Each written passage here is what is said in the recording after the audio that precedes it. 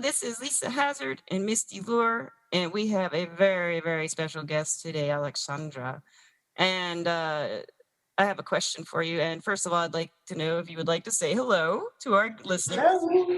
Hello. Ali's in Serbia, and she has a question to answer. Ali, do you think we're all psychic? Oh, yes. We're more psychic than we think we are.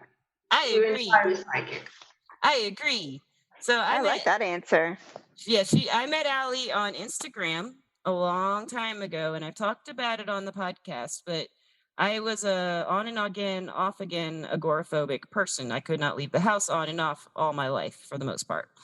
And in 20 to 30 minutes, Ali offered me a reading, and she said it was in her bag of tricks.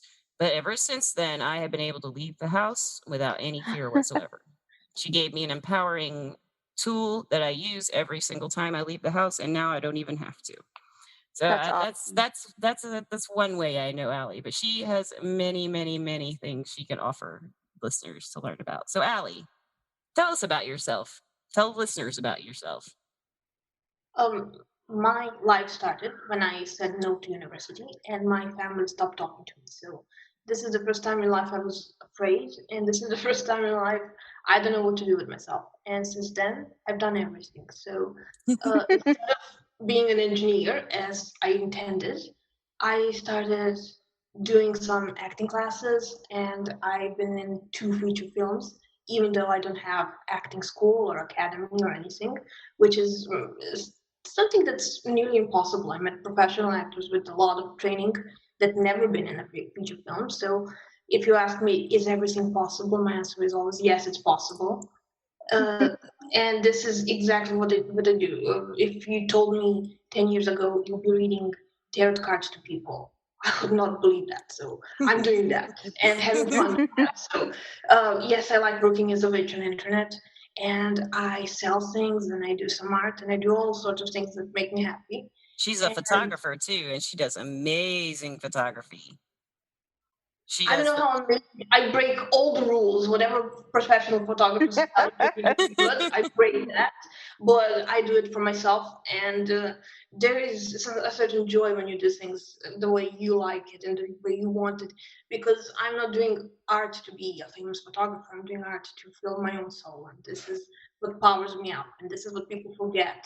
You start doing photography, then you start searching for information, knowledge, learning, and you forget to have fun. You forget to love it. I That's love And it. you fail completely because you failed the most essential thing, and that is loving what you do. You're right. People, I agree. Yeah. you can learn details, you can learn the process, you can learn all sorts of things, but no one can teach you to love, and that's where the power is. I love that. That's so beautiful. So, Ali, one thing we have in common, and Misty, maybe in days to come, she may become a cat lover someday. But Ali and I adore cats. We adore cats, both of us, very much. And maybe we should start with that. What about like little like what kind of magic do cats have? What kind of energy do cats have to you? What is it about them that just makes them so just it's the first thing we did. We talked about our cats when we got on Zoom. Have a cat, I wouldn't know to love. So, just a little background. I'm from Serbia. I grew up in war times. So, 90s in Serbia was war, restrictions, sanctions, no food. You have money, you can't buy anything. No import, no export, no jobs, no anything. And I was very little at the time, but my parents were hit by that thing. Right. And this is one thing that passed, but what didn't pass for years after that is this mindset how we are poor, how we were unlucky, how people treated us badly, how all those powerful countries attacked us, and from in another side you have this the government. It's the government. It's their fault. It's their. Since I'm 33 years old now, and since I was born, there was no decent government in Serbia. Yeah. So That's one uh, of the things that really it's stood it out was to me. I'm born in Yugoslavia, so it was called Okay. Yugoslavia back then, and it fell apart 3 times, and I'm living in the same city and in 4 different countries. I have lived since I was born, so it's very politically turbulent, and one thing that I think kept misery for so long here is the mindset. People were really negative, and I grew up with that, and I had serious depression um, as a young person, as a really young person, and sometimes I think it's not mine that I picked it up from. The general everybody Yes. was depressed, and those were the times when the country was robbed at one point. There was no jobs. We were a communist country. In communism, I don't know if you know, in communism everything is free, and then you bring capitalism where everything is charged. You want to go to university, pay. So people in the United States save for university and those things. In Serbia, you didn't know you need to save. And when I started university, it was the first year it was charged. So it was a big financial pressure from my parents, and it was all one big injustice. Not just because it was uh, charged and you have to pay money for it. It's And you hadn't been because able to save because it had been you didn't communist, right? know. So, for example, Yeah. schools were free, mm, medical treatments were free. So if you're sick, you just go and you don't pay anything. Maybe some medication, maybe some complicated stuff, but everything was free. And it's not just that it was free. We had this mentality: I deserve to have free doctors if I'm sick. So I need to be handled. So it was very, this transition was very painful. I think it was worse than war Oh, because people yeah. couldn't just, and especially from some older generations than mine, that they were in a war. They fought a war for this communism, and they no longer have the benefits. So this is one very depressing moment. Yeah, that Yeah, I makes sense. bet. I grew up. So some older generations still have retirement. So I don't think I will ever have retirement. I don't know. Things change so fast in your country. You never know. I mean, from what you've told me and the times we've talked, the many years, the couple of years we've been talking, your government has just changed and changed and changed. And you told me about like you just described to us. And I kind of want to transition here into how does that like affect the country's politics changing so much? How does that affect your energy work? Because we've talked about that before. But can you tell the listeners how like tarot cards are viewed and how stuff like that is viewed in Serbia, like you were telling me? Yeah, I would like to know that too. There is one very interesting thing about that because at one point, astrology and tarot and everything, divination, all kinds, were forbidden. And forbidden, like you're breaking the law and you're going to jail, that's kind of forbidden. And just a little background religion was also forbidden during communism. And one reason for that is because religion was a political opponent of the communist government at Mm-hmm. that time. So the story was communism raised people to be very very logic. So um, God doesn't exist, and religion is something that's used for manipulating fools. So this was the point of view of communism towards religion. And Yes. to be honest, people are never have been too religious. Now they are. They respect rituals mostly. How they are religious, I don't know. I really doubt priests are religious, but I don't know what to say. They're different people, different aspects of it. It's not all the same, but at one point there was a lot of someone discovered that people watch those astrology shows and tarot shows where you call in and ask a question, and those people were getting a lot of money. And there were some really famous fortune tellers during the 90s because people are desperate, they need something, so they rely on everything, astrology, tarot. And the thing is, some people really misuse that, so that those famous fortune tellers really charged, you have a curse, you have to pay 500 Oh, euros to Saint Peter. And then you right. find, 500 euros is really much at the time where you can't find a decent job. And some people really pulled out everything out of their house to pay to Saint Peter. And then you have them asking, Wow. okay, now you have to pay 700 euros to Saint Mary, or to Virgin Mary, or to Saint Mark, or to they were eliciting money. And Yeah. That happens relatives here too. Not as bad as what you're saying. relatives of those people complained, and the government decided that's not legal. That's that's robbery, and in some cases it was. So, but that's how it became forbidden. So no more astrology shows, no more anything, and that stopped. But and got a bad reputation along the way. But um, there is a very negative view on people who do that. Negative point of view, a lot of judgment that doesn't work.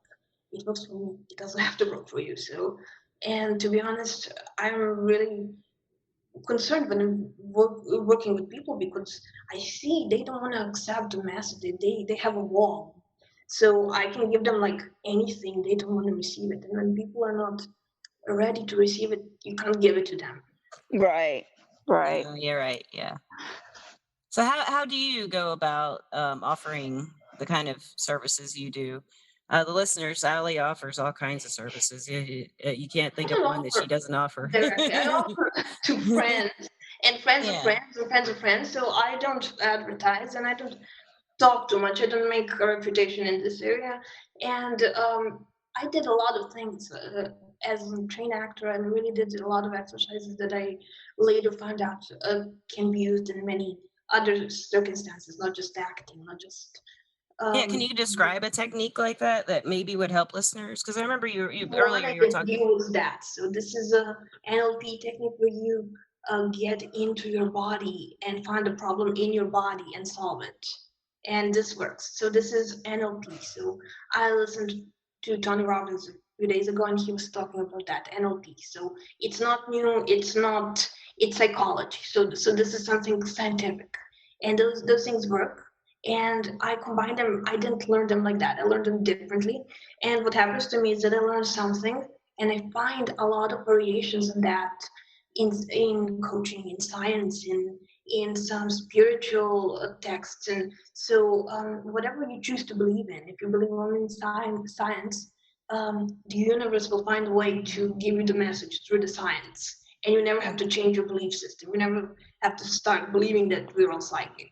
So the universe has a way to communicate with everybody, and the way I communicate it is might be too much for somebody, but it really works, and I really saw one thing in many different contexts, and people use it on many different ways, and it's helpful. So when I choose something for myself, I really ask, is it helpful or not? So really, I found some really scientific tools that are not helpful at all. So if it's not helpful, it's not for me. Right, right. I got you. So this the NLP that's the neuro linguistic programming, I think is what Yes. that stands for. That's Yeah. what you had walked me through when you helped me with agoraphobia during that reading on Instagram. And I looked into it after that, and it's a really amazing thing, NLP therapy. And it yeah, if you have a phobia or if you have anxiety or any kind of motivation issue really too, I think that's something to look at. But you also integrate your energy, what you feel from people and what they need. You have like this gift of seeing like Oh, what people need and how you can help them like right away. I've noticed that about you. And that's how a would good gift to have. she does, and she like you always come across to me as someone who really just sincerely wants to help people. I like And people. you do. It's normal here, so it's not normal to charge for your services here. So Okay. many people frown on that, but it's really because we grow up in hard times. It's really the essential thing to help somebody. So during these war times, you really see who's your friend, and you really the support from people. It's not unusual to actually get a discount here or someone to get. Now it's not because it's a big city and we have capitalism, so you can't do that. But sometimes someone gives you a little chocolate or something. So if you're buying frequently, and people help out, That's and great. people. So when this COVID kind of brought that up in people, you see who are good people, you see who are paranoid people, and Yeah. I saw a lot of good people on the streets, not making problems in lines, really allowing women with children to pass in the line, and doing some nice, small, nice things that just, when it's hard, those small things mean a lot to somebody. Yeah, that Oh, sounds yeah. You really never great. know. Yeah. You know that helping another person solve a problem is not something that's a product or a service that you charge. It's something that's normal because who knows where that person will take you. You know, it's about good reputation and it's about doing the right thing. It's about feeling good. Right, right. Yeah, I totally agree on that one. In some respects, in our culture, it's kind of some people who offer services like I do or Misty does. Sometimes a lot of times we will not offer or ask for anything, but some people want to give us something too in return. So, like maybe say a shaman would accept a gift instead of some kind of money or something like that. And Ali, you kind of remind me of a shaman or something like that because you have so many skills and ways and techniques. You can see the world through a lens of everybody else's eyes. And like I would love for some way to interview you and be able to say, Allie, what are you? Like how did you become a like wonderful person you are? Like where did you first start learning about tarot and astrology? Was it from the TV shows? I think you had said you had a No, no. grandmother. At that time, I kind of hated it. It was because it's not about tarot. It's about those. I don't listen to Serbian astrologists or tarot. Now we kind of evolved a little, but at that time the tarot was like, oh, I had this card and you're gonna die, or someone's Uh, gonna get sick unless you do this. So it was very yeah. this perspective was very narrow It's all and. about money, not helping. Yeah, and Uh, uh, scaring people Yes, maybe. yes, and it's even more that people that operate from the point of fear, from the point of paranoid, can do nothing for you unless except making you paranoid.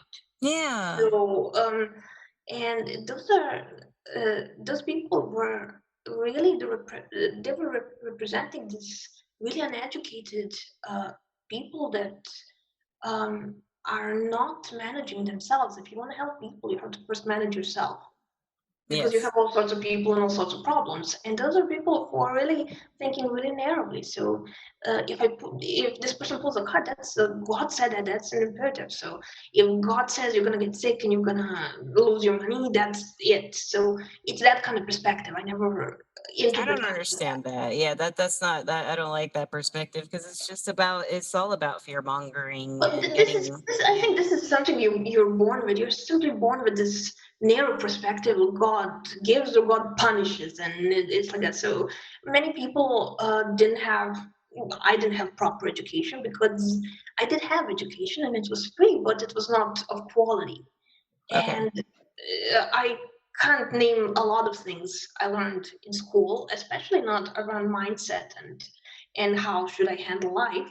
But I know that people. I'm born in the city. I'm from Belgrade, but Serbia, smaller places, smaller villages, they didn't have what I did in big cities. They had even less than I do. So if their perspective is narrow, I can't judge them. It was like Yeah. that at the time. Especially at that time, you had what you had, and you didn't have what you didn't have. So we needed to learn to live with those limitations. How did you do And it personally? How was your what was your process like for that? Like how did my, you go from like you said you learned in school, you learned a lot of ways, but how did you figure out how to take care of yourself first and then start helping people? I started just following my urges. So at one point, I had the urge to go to an acting class. So I did, and there, the core of act. When you're an actor, your product is you. So that's what you sell, and that's why you're working for yourself. So this is, and then later a book appeared, or an article appeared, or something appeared, and I was just following my curiosity. And I really had a problem because while I was at university, I really felt like I'm really stupid, that I can't learn and pass this exam, and that there was something wrong with me, that Oh. I can't handle it. And then when I left it, I realized I took some free courses on Coursera. Coursera was entirely free at that time. It was just starting that website, and it had all top universities from the United States. Now it has worldwide universities and excellent courses. and I took one course that was quite difficult, more difficult than they are now. Now they simplified. They realized that people are not following through. But I took one course that was complicated, but the teacher had so much energy that you just had to follow. And I scored 90 on that exam, and then I realized no, nothing is wrong with my brain. It just those people didn't know to teach me. This guy taught me. That's right. You need a good Yeah, teacher. it's That is all so in the true. teacher. That's so true. Yeah. And the biggest problem with capitalism in Serbia is like people in communism, people developed very low standards because no matter what you do and how you perform, you're going to get paid. So you can be the worst worker in the universe and you're going to get paid. In capitalism, it's not like that. right. And when they started charging university, first I was very angry at the time because they were charging, but they were not making changes to improve the quality. So you're charging, but they don't have any responsibility. And they're not Oh, here. yeah. If you can't learn, it's your problem. There's no book, there's no script, but it's your problem. And it was, That's That's not a good. really especially those big. That's I was the first generation, and so the first generation when they tested it, so they didn't okay. know how it's gonna work, and they were just like that. We can and we will. So if you can't pay, goodbye. And it really is a problem. It was a problem because the income level is not so high, and the opportunities are not so high. And now Belgrade was last year. It was one of the top travel destinations. So Belgrade has a lot of money, but at that time, no one, kind of no tourism, no industry, no anything. So people couldn't just keep up. So I think this is the worst period that I can remember for me and my family. During the Yeah. war times are great because they're full of opportunity. And that's why you have wars all over the world. When it's a war, people spend money Exactly. It helps the country's economies usually, and and not just that people spend money. You can see a lot of ways to help people, to contribute to people, to do something for the people. And I really remember those 90s. I always had some pocket money and I was always buying something. So yeah. there were those sellers on the street. They were selling some silly stuff that's shining or something, and we were children and we bought that like crazy. I had millions of toys and stuff that I don't need, but those are times my parents had a business and it worked, and we were not poor, we were not hungry, and this was, and when you're not hungry and when you have enough, you can develop. And then this capitalism came and everything stops. You can't move. And I think this is the biggest problem, really, of people saying money is material. I don't like money. You have to like money. Money makes you alive. Money brings you food. And people really change depending where they are financially. Are they really low or are they really high? That's really interesting. So you've seen a huge class change that was just like implemented. They just made it happen. And everybody's expected to just have this whole different mindset when you've lived one way for like so long. I can't imagine that impact. I can't imagine that. Me either. Um like and And you know it's something you really, said. imagine you just start living in communism. So you Yeah, have we to wouldn't eat know what what was everybody going eats. on. Yeah. In communism, there was in Yugoslavia, the entire Yugoslavia before it fell apart, there were a few factories that produced clothes, a few factories that produced food, and food.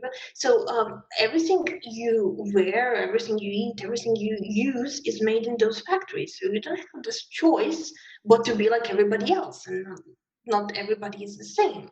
And No. it was a thing where someone goes to Italy and brings something, some fashion to Yeah. Serbia. It was really something.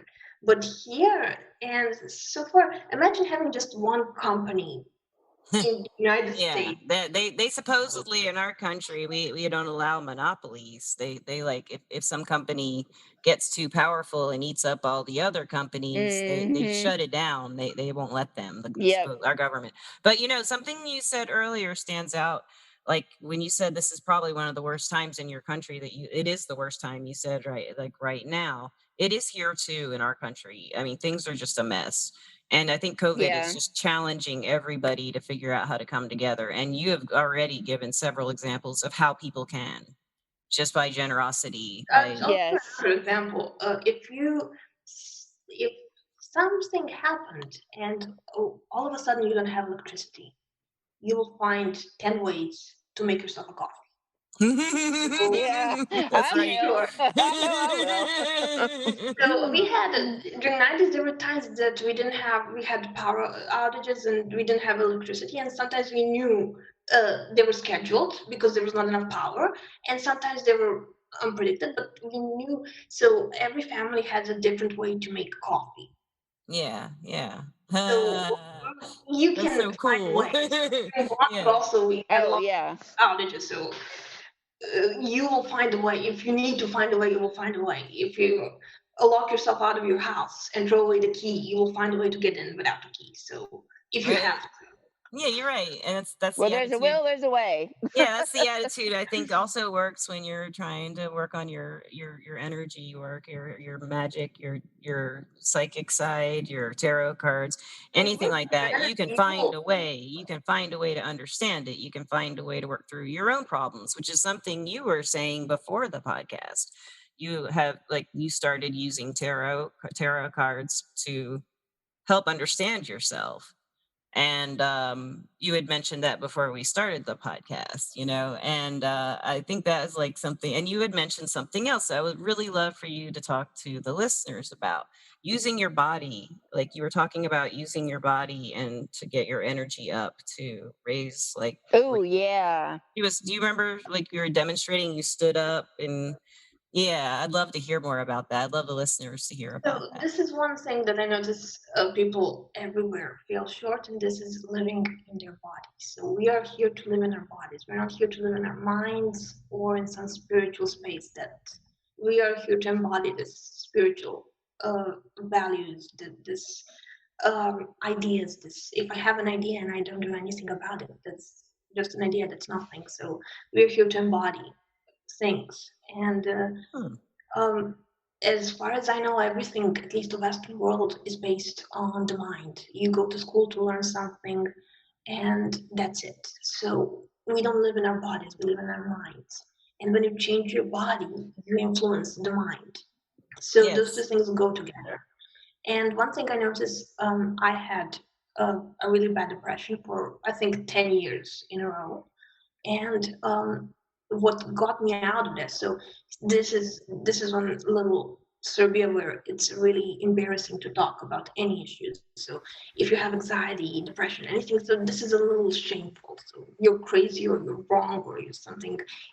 There's a really too much judgment. Stigma. Yes. Yeah, we have that here too. And to be honest, I never wanted to say I'm depressed. So I had a problem saying it, although it was obvious. But when I started changing my body, when I started physically working out, this depression was no longer there because depression always comes when you don't move your body. And many people don't do that. We're not, as children, I remember as a child, like what I had to do is go to school and sit down for 6 hours, and that's not Right. natural. Huh. And I had this bad luck of being good at school. So when you go to school, you go to competitions and you have to sit more because they give you more homework. That's how I learned that you don't want to be too good at anything, especially not at school, and especially not at math. Not a math, no. No. I'm Mm. excellent at math, I but I don't want know. more homework. You're excellent at almost everything I've heard you talk about.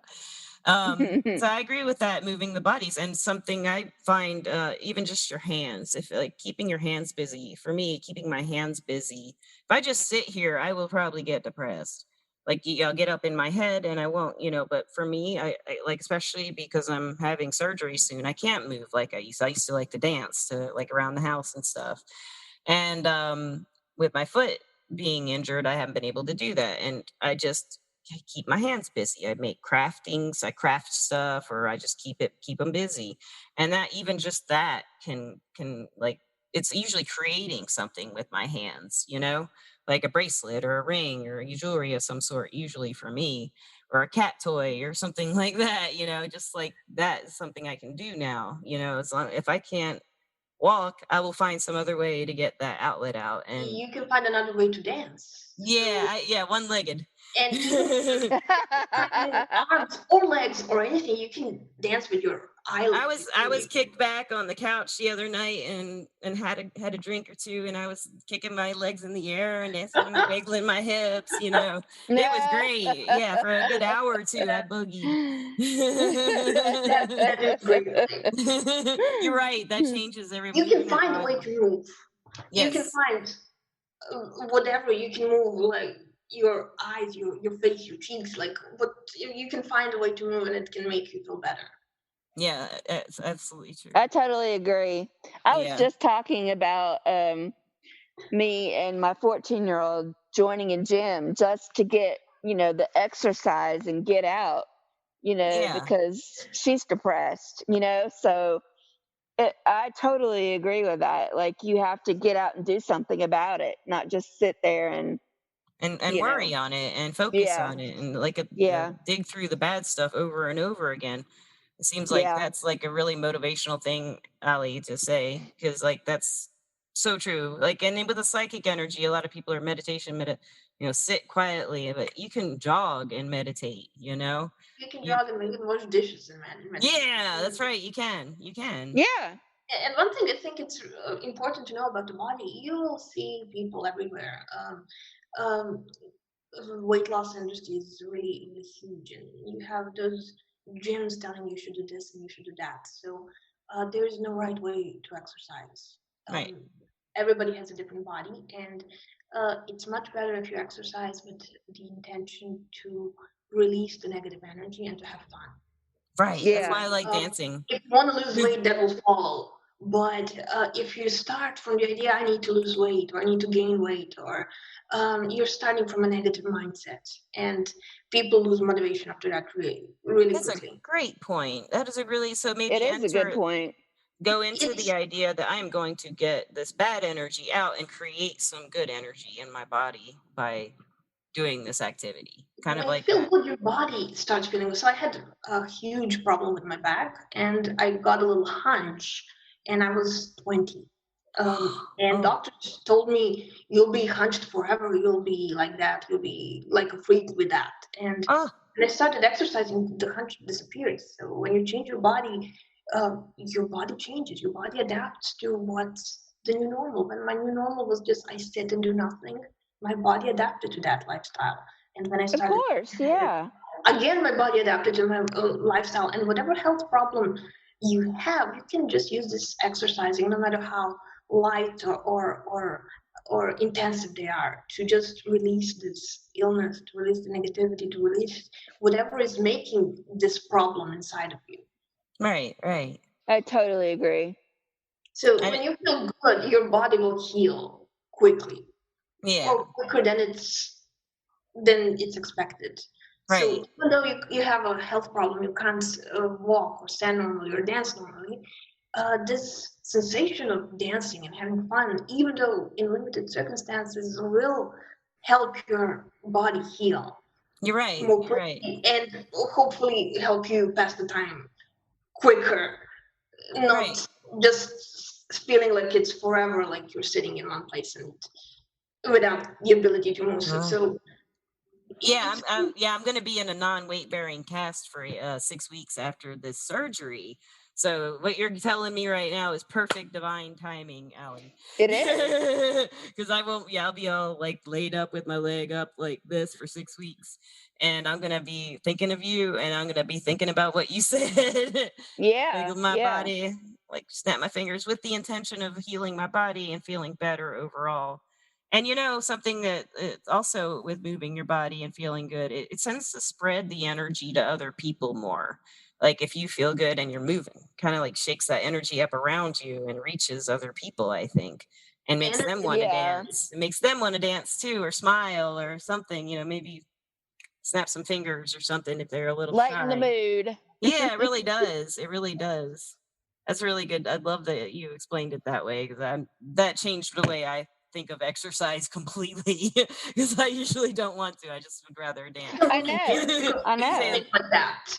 I When stand. I go Yeah. to the gym and when they start telling me what's wrong with me, I say goodbye. And this Yes. is why I can't.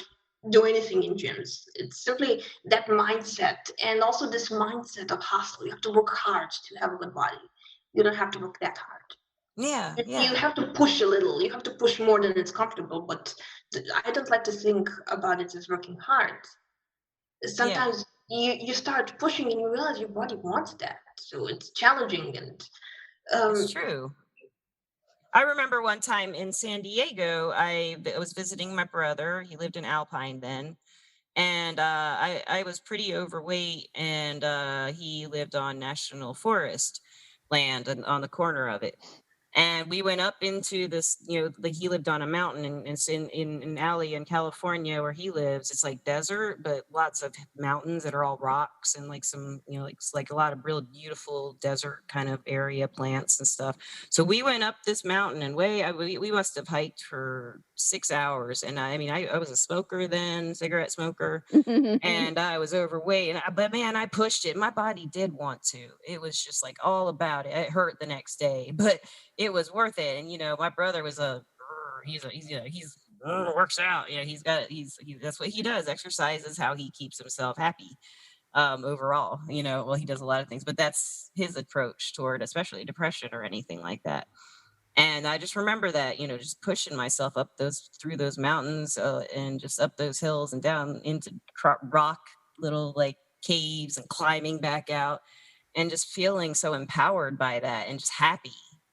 Yeah, yeah, and fun. It was fun. And Yeah. we're of course, my brother went off, on his own way. And at one point I got stuck in one of those little rock holes, and I couldn't get out. I couldn't pull myself out. So I'm like, Richard, yelling out, and he's like, where are you? And the dog came down in the hole with me. And the dog got out of the hole. I was like, dog, come back. Only stuck here forever. Yeah, he did come you rescue mentioned me one eventually. important thing that I want to add something. So you mentioned pain. People stop when they feel pain, and a certain amount of pain is not dangerous. So this is be careful with this advice. So some pain can be a sign of something serious, but in many cases, pain is not a bad sign. So pain comes from you neglecting your body weeks and weeks and months and years before. But it's not, it's one like fear, it's one of those things you go through. So if you continue working out during the pain, through the pain, it will stop and it will never come back. Right, Uh, right. That's very I good analogy there. I like I that. train martial Yeah. arts. In my first month on martial arts, I was bruised everywhere. We did rolls and falling down, and we didn't do it on the mats. We didn't do it on the Whoa. floor. And when you jump on the floor, you just get a bruise. And I was bruised all over my body in I this bet. 1 month. But after that 1 month has passed, I have never jumped on the floor and got a bruise again. Oh, wow. You learn, you train your body to do things properly. And why we do without the mats? Because our instructor knows that if you learn without the mat, you can do it all the time, everywhere. That's And right. I learned practical self-defense. So if someone attacks you on the street, you can't say, hey, wait, I need to put a mat here so I can roll. Yeah, that makes a lot of sense. Yeah. I don't think in European Union and probably not United States, that's not the way you can conduct trainings. Not even one. Yeah. I Not think there are professionally, regulations. probably. Maybe at advanced classes you could, but not starting Yeah. out with little kids or anything. They wouldn't let you. It's not for little kids; it's for adults. For But adults, it's yeah. really this pain is really training you to be resilient. Yeah, yeah. And I And can see sometimes you that. should be careful. You should know. I know with my body when the pain is serious, when it's worrying, and when it's just me not being active or not being or just pushing a little harder. So you have to know your body, and you have to develop this sense. But usually people are afraid of pain. It's not that bad. Many things are not bad or scary as you might think. When you sit in a chair and you think about it, and someone says pain, this hurts, like your mind is saying no. And that's another picture to the mind. But really, body is very resilient and can go through a lot of stress. And usually, the more stress you give it, the faster it develops. You're right, and this like So this take this advice cautiously because not everybody has the same body, not everybody has the same limitations. So for the most of my life, I didn't have any complications, no health issues or anything like that. So I could train hard. Depending on where you are with your body, you should find the right measure. But it's always Hmm. a little more than you think. Right, right. It just pushed a little bit more. And I think with that, whatever direction people might take with this advice, as far as working with your body to clarify your energy and get bad energy out and invite good energy in and bring your own. And it's what you're describing to me makes me think of generating my own positive energy with Yeah. physical activity, just feeling better overall with whatever physical activity I feel like would do it. And like you said, you have to stretch it just a little bit farther than you normally would, or something like that. And it does make all the difference.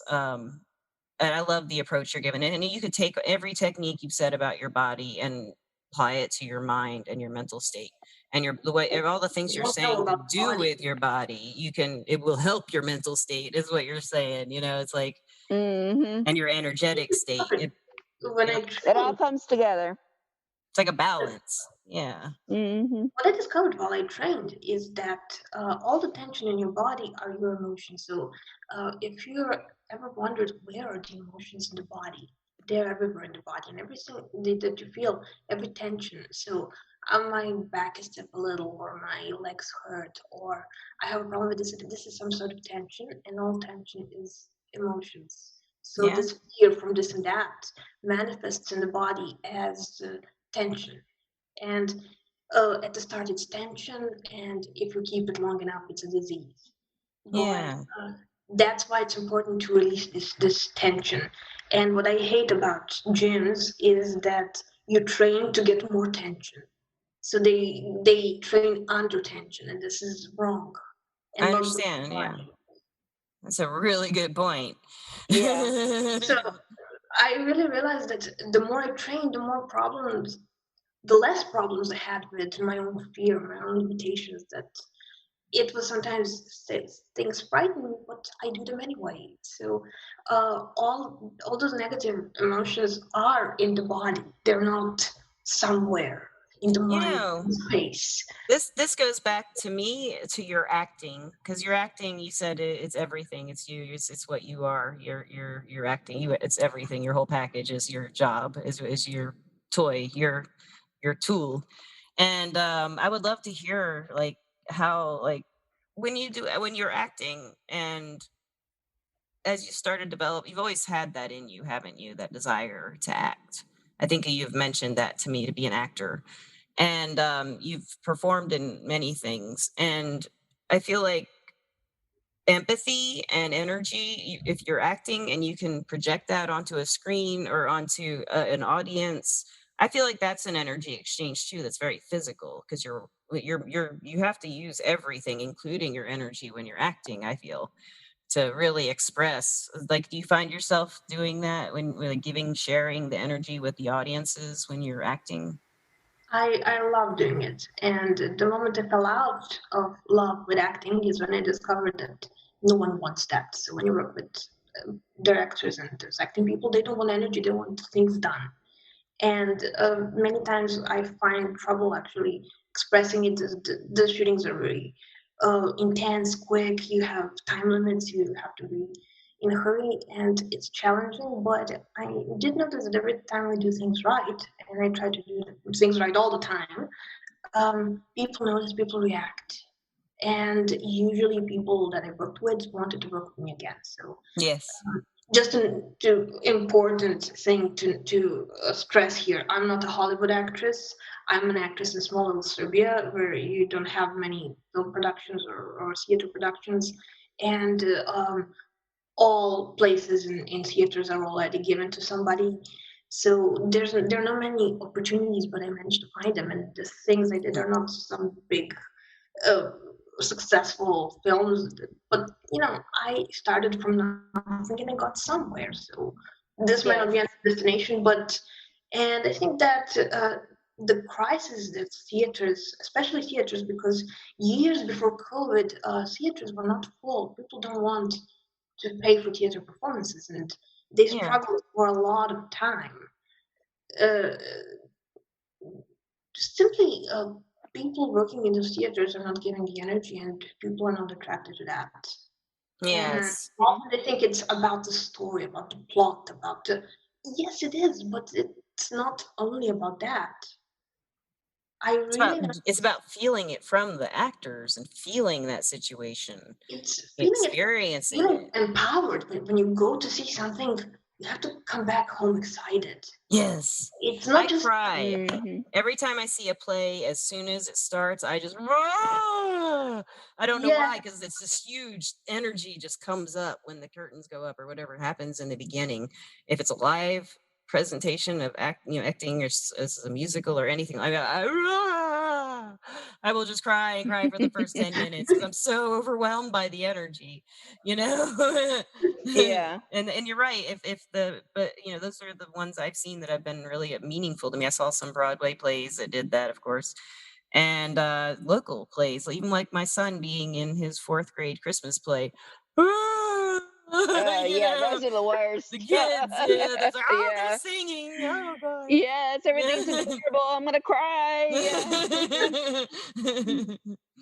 Well, Allie, I have had like such a great time talking to you. If you would ever like to be a guest again, I want you it can back be a pleasure. anytime. And if you would you like to give our listeners any advice? You've given them a million pieces of advices. The advices, a million pieces of I advice. don't give general advice. I don't like giving advice at all because not everything applies to all people. But Yeah, uh, I'm happy to share what I know. So yeah, pick wise when you hear a lot of advice. Pick wisely what's good for you. Pick and test. Is this for me or is this for someone else? So it might seem like a good advice, but the advice is not for you. So I think this is. I made. I got a lot of advices, and many of them were bad for me. So yeah. I like Yeah, that yeah. advice. Pick your advice something, and see if it some works, things like are you said. inspiring, and but not a good advice for you. So if it's inspiring, if you like it, you just write it down. But you do your thing. If this is not your thing, you don't do it. That's right. I So like that. it's hard to find yourself in all this, especially now when we have all this information everywhere. You can find very contradictory advice. And the thing is, one works for one people, another works for another kind of people. And where are you at? So um, be careful what you take in. Good idea. Good thinking. Good. Yes. That's great advice, dude. Watch the advice and That's how you good take it. advice. Yes, yes. I think I'll I would take that take it. advice. I choose it. Yes. I will take that advice and I will use it. Another thing is that people never talk about this, but there is timing. So when to use an advice, when to do a certain thing, and maybe some Yeah. things are to be done later. To not Yeah. don't do it now, do it. And some things are to be done right now and not later. So also, for example, if something catches your attention and you write it down, perhaps that's not uh, valuable to you now, but it will be in some point in the future. So your body knows. So Yeah. Hmm. Yeah. so just listen to your hunches and you Allie, know. is there anywhere you'd like listeners to be able to find you? Do you have a website or anything you'd like them to find you? Or You can find me through Instagram. I don't offer anything right now okay. because Oh yeah.